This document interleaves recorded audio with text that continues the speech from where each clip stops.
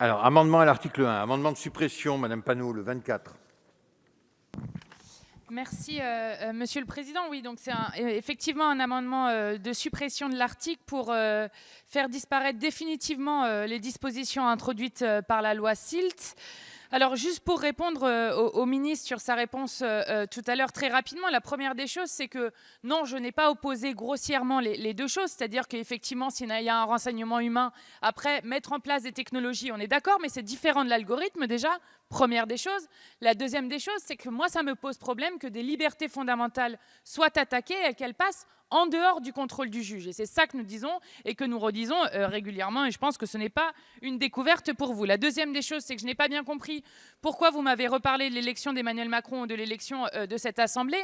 Je crois que je n'ai pas mis en cause les députés qui étaient ici, ni l'élection d'Emmanuel Macron, seulement la démocratie. En démocratie, c'est le peuple qui reste souverain, et vous le savez, nous contestons le principe de la Ve République, donc nous sommes cohérents dans cette proposition de loi. Et puis, s'il n'y avait pas une opposition dans cette Assemblée, il ne servirait à rien de débattre de nos politiques. Et oui, nous sommes en opposition à la politique que vous menez. Alors, pourquoi est-ce qu'on présente cet article très succinctement ?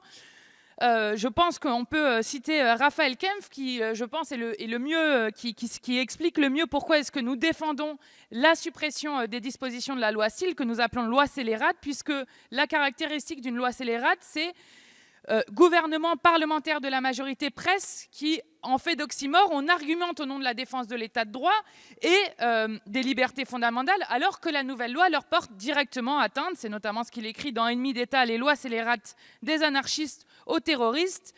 En outre, c'est probablement l'indice le plus flagrant de la scéléralesse, excusez-moi, d'une loi, c'est dur à dire.